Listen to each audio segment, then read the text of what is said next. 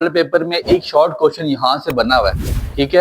आपको half life निकालना वहां पे उसने पूछा है। सबसे पहले आप इसकी डेफिनेशन लिख लीजिए, होता क्या है हाफ लाइफ। किसी चीज की भी हाफ लाइफ आपने रेडियो एक्टिव डिके में चैप्टर नंबर 9 के उसमें फिजिक्स में 10th क्लास में पढ़ा कि रेडियो एक्टिव डिके होता है, उनकी भी हाफ लाइफ है। तो हाफ लाइफ क्या है? Time required to convert 50% reactant into products. टाइम required to convert 50% reactants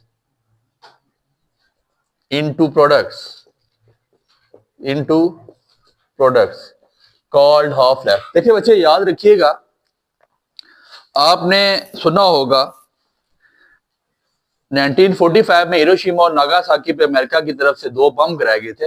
atom bomb जब वहां पे गिराए गए तो आपने आज तक आप ये पढ़ते आ रहे हैं जी कि हिरोशिमा और नागासाकी में उसकी इंस्ट्रक्शंस आज भी मौजूद है, क्योंकि रेडियो एक्टिव एलिमेंट था तो आपके नजदीक तो वो खत्म हो जाना चाहिए था। उसकी वो मिसाल के तौर पर यूरेनियम ही था, फर्ज करते हैं यूरेनियम था या रेडियम था, तो उसकी डिकेज तो खत्म हो जानी चाहिए थी या वो बिल्कुल टोटली डिके हो जाना चाहिए था, लेकिन ऐसा नहीं हुआ।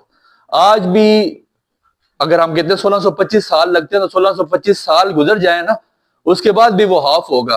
किसी चीज मतलब आपके पास कोई चीज अगर उसकी अमाउंट पड़ी हुई, फॉर एग्जांपल 2 kg, 2 का आधा करेंगे एक का आधा करेंगे 0.5, 0.5 का आधा 0.25, 0.25 का आधा 0.0012, फिर उसके बाद मतलब आधा कितनी सदियां दहाइयां गुजर जाएंगी, लेकिन टोटली एंड फिर भी कुछ ना कुछ उसकी अमाउंट वहां पे पड़ी रहती है, मौजूद रहती है, ठीक है।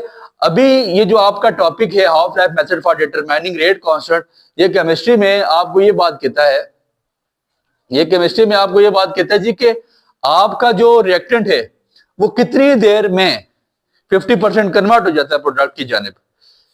मिसाल के तौर पे मैं आपको मिसाल देता हूं, आप चाय बना रहे हैं, ठीक है, आप चाय बना रहे हैं, आपने उसमें चीनी पत्ती डाल दी है और चाय को रंग बनना, अभी चाय तैयार नहीं हुई, चाय को रंग आना शुरू हो गया, दैट मींस कि 50% रिएक्टेंट्स आपके प्रोडक्ट में चले गए, लेकिन प्रोडक्ट जब बनेगा वो बात की बात है। तो अब ये बात आपको कह रहा है कि आपने रेट कांस्टेंट निकालना है। बच्चे याद रखिएगा, आपकी बुक इसको पूरा खोल के ब्रीफ नहीं करी, खोल के बयान नहीं करी, तो हम बुक का पाबंदी करते हुए इसके जो फार्मूले लिखेंगे वो पूरे डिराइव नहीं करेंगे। आप ये देखिए, the time required to convert 50% reactant into product is called half life, उसकी आधी जिंदगी कहलाती है।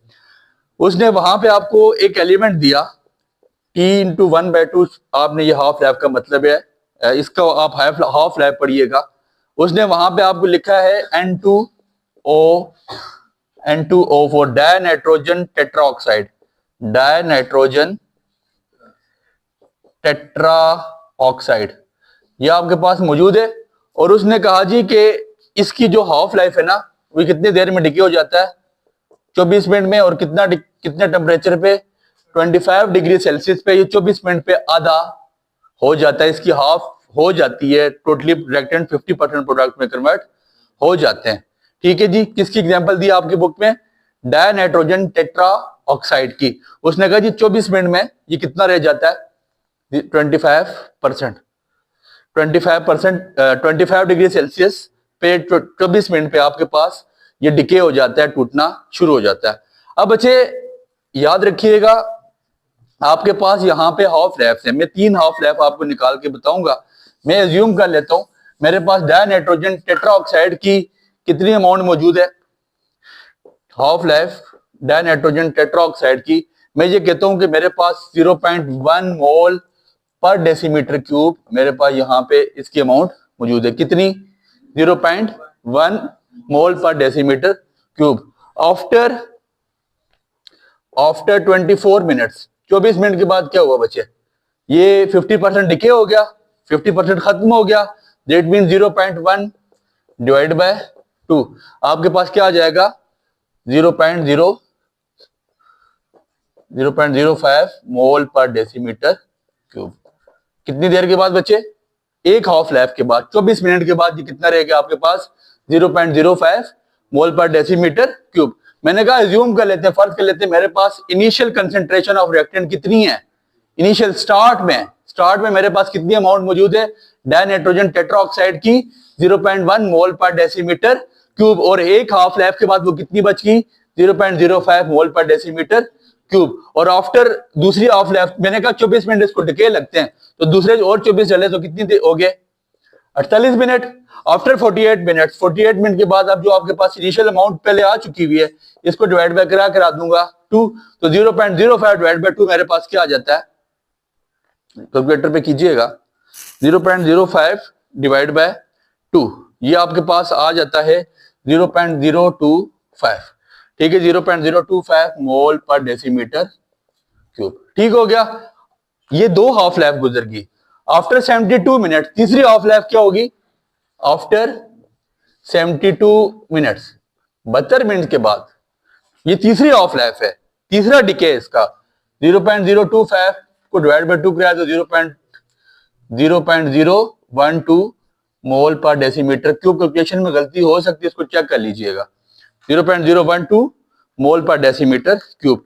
आपकी 3 हाफ लाइफ के बाद जो अमाउंट बच गई है, ये अमाउंट है आपके पास, जो फाइनल प्रोडक्ट तो नहीं है लेकिन ये इसके बाद भी तोड़ सकते हैं आप। इसके बाद 96 आफ्टर चौथी हाफ लाइफ क्या होगी, आफ्टर 96 मिनट, पांचवी 120 मिनट।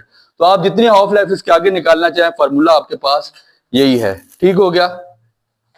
अब आपकी बुक ने कुछ फार्मूले दिए हुए हैं और वो ये फार्मूले सिर्फ डिराइव नहीं करवा रही आपकी बुक, सिर्फ दे रही है कि जीरो ऑर्डर ऑफ रिएक्शन के लिए क्या फार्मूला है, फर्स्ट ऑर्डर ऑफ रिएक्शन के लिए क्या है, सेकंड के लिए क्या है और थर्ड के लिए क्या है।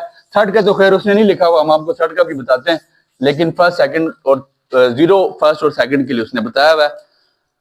n is equal to zero, जब n equal to zero that means की ऑर्डर ऑफ रिएक्शन यहाँ पे क्या है, फर्स्ट जीरो ऑर्डर रिएक्शन है, सॉरी। तो इसकी हाफ लाइफ आपके पास क्या होगी, जीरो ऑर्डर रिएक्शन की हाफ लाइफ आपके पास क्या होगी, आपकी बुक यहाँ पे उसने बताया हुआ है n is equal to zero, जब n equal to zero that means की ऑर्डर ऑफ रिएक्शन यहाँ पे क्या है, फर्स्ट जीरो ऑर्डर रिएक्शन है, सॉरी।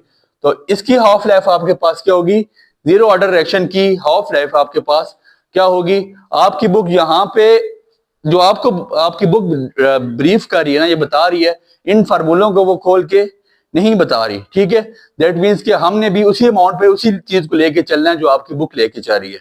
ठीक है, हमने इससे आगे नहीं निकलना है, इसकी डेरिवेशन नहीं करनी। फिर आपकी बुक बता रही है n इज इक्वल टू 1, फिर आपकी बुक बता रही है n इज इक्वल टू 2, और फिर इसके बाद आपकी बुक नहीं बता रही किसके बारे में, थर्ड ऑर्डर रिएक्शन के बारे में, लेकिन हम उसको ब्रीफ कर देते हैं। थर्ड ऑर्डर रिएक्शन के बारे में आपकी बुक नहीं बताती लेकिन हम उसको लिख लेते हैं। ठीक हो गया। आपके पास जो जीरो ऑर्डर रिएक्शन का फार्मूला है वो है A नॉट ओवर 2K। क्या फार्मूला है, A नॉट ओवर 2K। अब आपके पास A नॉट क्या है, इनिशियल कंसंट्रेशन ऑफ रिएक्शन। क्या चीज है जी, इनिशियल कंसंट्रेशन ऑफ रिएक्शन। जो आपके पास फार्मूले में A नॉट है, ये इनिशियल कंसंट्रेशन ऑफ रिएक्टेंट है। और इनिशियल कंसंट्रेशन ऑफ रिएक्टेंट क्या, जो मैंने लिखा था अभी, किसकी, डाइनाइट्रोजन टेट्राऑक्साइड की, मैंने लिखा 0.1 मोल पर डेसीमीटर क्यूब है, कि हमने इतनी अमाउंट उसको देकर रिएक्शन को प्रोसीड करवाना शुरू कर दिया था।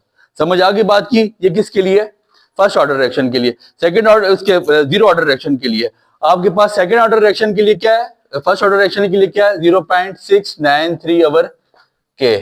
ठीक हो गया। सेकंड ऑर्डर रिएक्शन के लिए आपके पास क्या वैल्यू मौजूद है इसकी, 1 over K into A not. आपकी बुक थर्ड ऑर्डर रिएक्शन के लिए नहीं लिख रही, लेकिन थर्ड ऑर्डर रिएक्शन के लिए जो इसकी वैल्यू है वो है 1 over K into A not का स्क्वायर। ये फॉर्मूले आपकी बुक ब्रीफ नहीं करी, ड्राइव नहीं करी है, आपने भी इसको ड्राइव नहीं करना। बस ये फार्मूले याद रखने, किस लिए कि जिस वक्त कल हम कोई न्यूमेरिकल सॉल्व आउट करेंगे तो ये फार्मूला हमें वहां पे गिवन होगा भी, एक आपको न्यूमेरिकल भी सॉल्व करके बताया जाता है। जब कल हम कोई न्यूमेरिकल सॉल्व आउट करेंगे तो उसमें हम ये वैल्यू पुट करेंगे एंड देन हमारे पास आंसर आ जाएगा। समझ आ गई बात की। आपकी बुक पे एक एग्जाम्पल है इस टॉपिक के फौरन बाद, इस टॉपिक के फौरन बाद एक एग्जाम्पल है और वो आपको सॉल्व करवाई जा रही है। बच्चे वो ये लिखता है, वो ये लिख रहा है कि आपके पास रिएक्टेंट मौजूद है A plus 2B gives us C। ठीक हो गया। उसने कहा जी दो रिएक्टेंट से उनको मिलाया, प्रोडक्ट बन गया, और उसने कहा जी ये कौन सा ऑर्डर रिएक्शन है, फर्स्ट ऑर्डर रिएक्शन, ये फर्स्ट ऑर्डर रिएक्शन है और उसने इसकी जो हाफ लाइफ आपको दे दी वो कितनी है 30 मिनट्स। कितनी बचे 30 मिनट्स। उसने कहा जी ये फर्स्ट ऑर्डर रिएक्शन है। अभी आपको बच्चे मैंने फार्मूला बताया फर्स्ट ऑर्डर रिएक्शन के लिए 1/0.693 बाय, यही फार्मूला पढ़ा था हमने।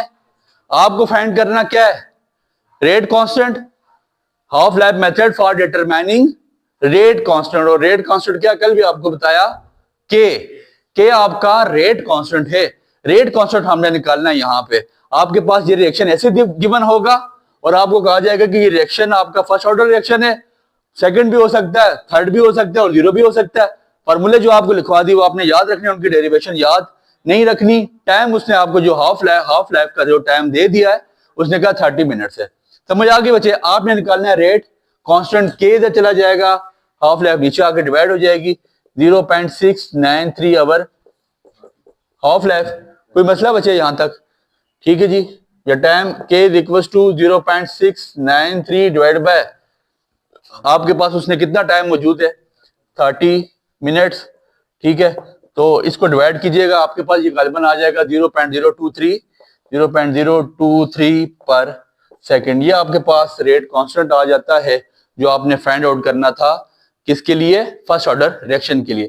इसी तरह आपको अगर इनिशियल कंसंट्रेशन दे दी जाए, ठीक है जी, इसी तरह आपको इनिशियल कंसंट्रेशन दे के आपको के रेट कांस्टेंट ना निकलवाए, ठीक है जी, या आपको यहाँ पे वो के भी निकलवा सकता है, इनिशियल कंसंट्रेशन भी निकाल सकता है। मिसाल के तौर पे मैंने अभी आपको सेकंड ऑर्डर के लिए क्या फार्मूला बताया 1/k इंटू ए नॉट।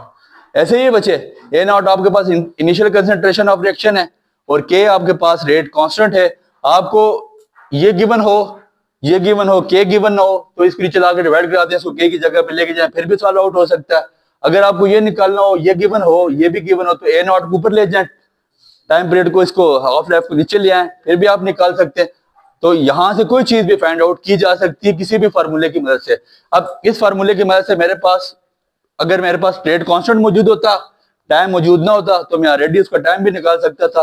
तो ये क्वेश्चन आपका जो हाफ लाइफ मेथड है, ये क्वेश्चन किस सेंस में आपकी किताब ने दिया है फॉर न्यूमेरिकल टाइप। तो यहां से एक शॉर्ट क्वेश्चन लाजमी बनेगा, किसी ना किसी टच में, वो ये शॉर्ट क्वेश्चन में होगा या वो लॉन्ग क्वेश्चन में होगा, लेकिन होना लाजमी चाहिए। उम्मीद करते हैं आपको ये टॉपिक समझ आया होगा। इस फार्मूलों की इसकी जो फार्मूले हैं इनकी डेरिवेशंस करवाई जा सकती है, बट आपकी बुक नहीं लिख रही तो मैं नहीं चाहता कि आपको फजूल चीजों में इंजेक्ट किया जाए। इन 4 फार्मूले, आपकी बुक ने थर्ड ऑर्डर रिएक्शन का फार्मूला भी नहीं लिखा, लेकिन आप अपने पास याद रखें, इसको आ सकता है बोर्ड में, क्योंकि अब फेडरल का पैटर्न है, ऐसे लो बेस क्वेश्चन पेपर आपका बनेगा, इसलिए आप इस चीजों को याद रखिएगा, दुआ में याद रखें। बहुत Stay updated. Like, subscribe, and comment.